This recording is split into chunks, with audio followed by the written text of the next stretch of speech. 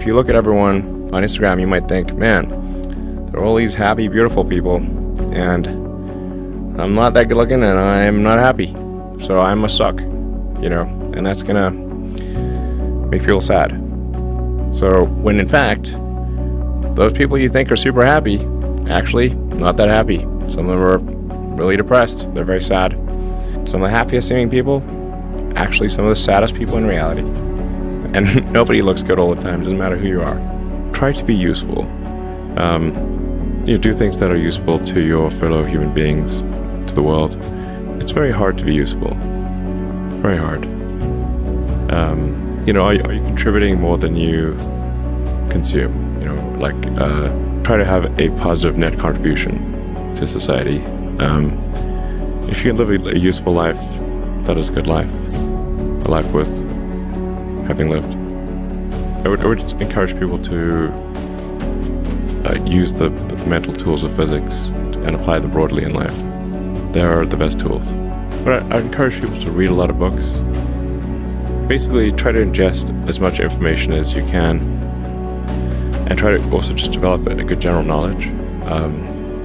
So you at least have like a rough lay of the land of the knowledge landscape.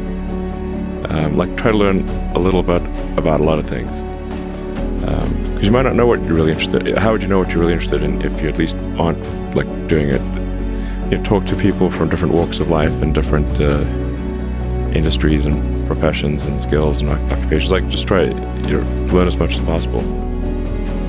A future that is inspiring and appealing. I just think that there have to be reasons that you get up in the morning and you want to live. Why do you want to live? What's the point? What inspires you? What do you love about the future? And if we're not out there, if the future does not include being out there among the stars and being a multi-planet species, I find that it's incredibly depressing if that's not the future that we're going to have. One of the biggest mistakes people generally make, and I'm guilty of it too, is wishful thinking. You want something to be true even if it isn't true. And so you ignore the things that, you ignore the real truth because of what you want to be true. This is a very difficult trap to avoid. And like I said, it's certainly one that I find myself in having problems with. But if you just take that approach of you're always to some degree wrong and your goal is to be less wrong, and solicit critical feedback, particularly from friends. Friends, if somebody loves you, they want the best for you. They don't want to tell you the bad things.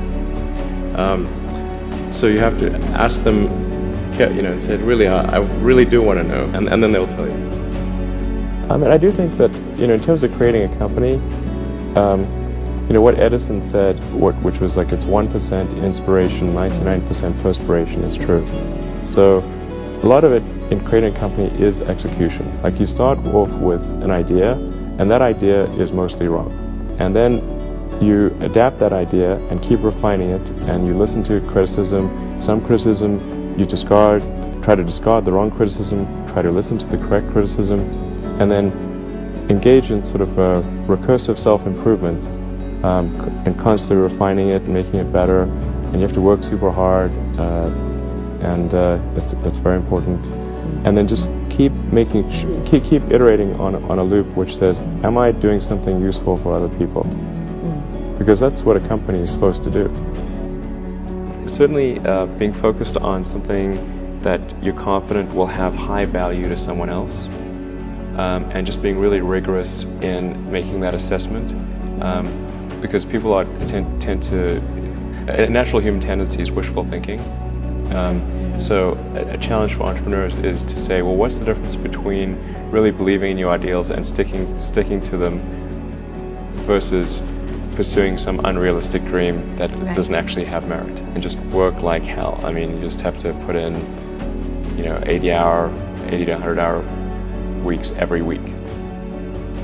All those things improve the odds of success. If other people are putting in 40-hour work weeks and you're putting in 100-hour work weeks, then even if you're doing the same thing, you know that you will achieve in 4 months what it takes them a year to achieve. There's a friend of mine who's got a good saying, which is that starting a company is like eating glass and staring into the abyss. Okay, that's generally what happens, because when you first start a company, there's lots of optimism and things are great, and then so happiness at first is high.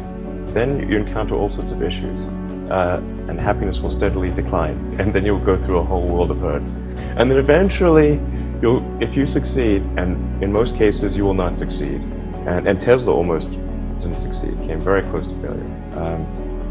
Then if you succeed, then after a long time you will finally get back to happiness.